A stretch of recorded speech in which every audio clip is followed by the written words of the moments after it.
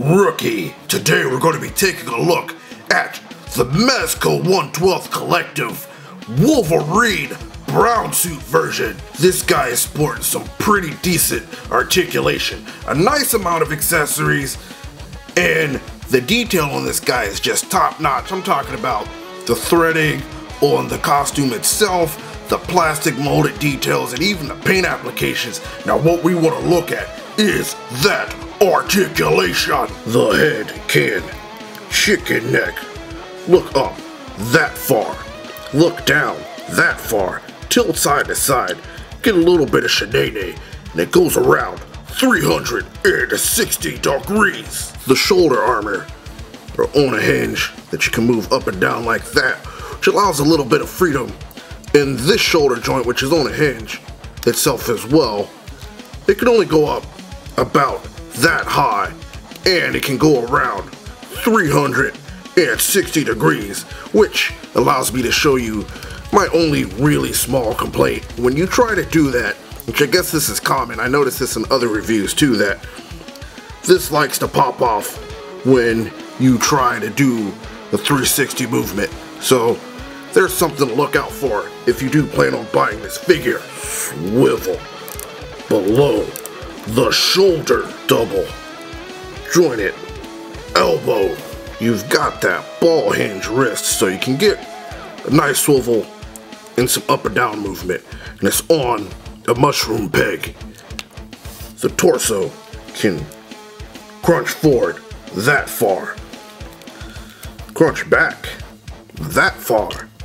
It can tilt side to side. There's no body copter because, you know, he's in an actual costume, but it can turn side to side. The legs can kick forward that high, which this one's kind of sort of loose, so I get a little bit of resistance from the costume, but this one's fine.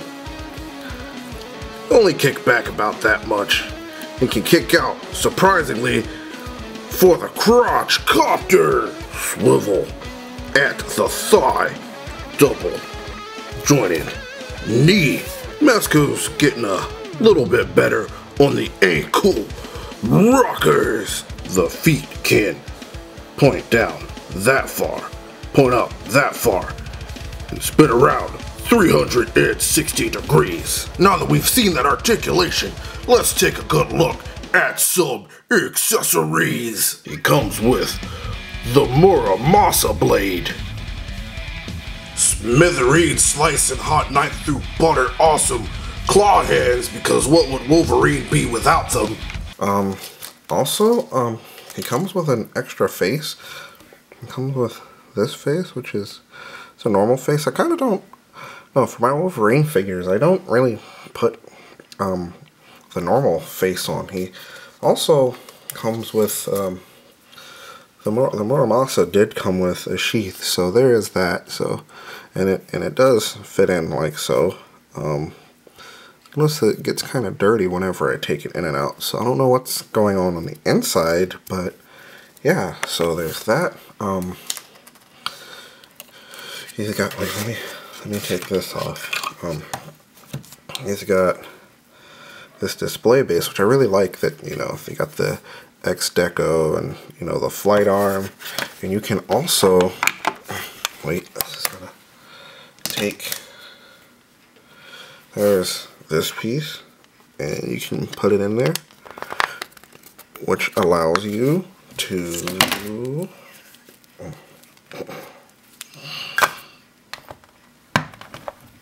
oh, it's right there. Put Wolverine on like so. So he's got the old school like pegs at the bottom of the feet, and it can just have him stand on the base like that. So there's that. Let's do some size comparisons. Here he is next to the Mezco Punisher and the Mezco Daredevil. So he is a bit shorter when it comes to this line.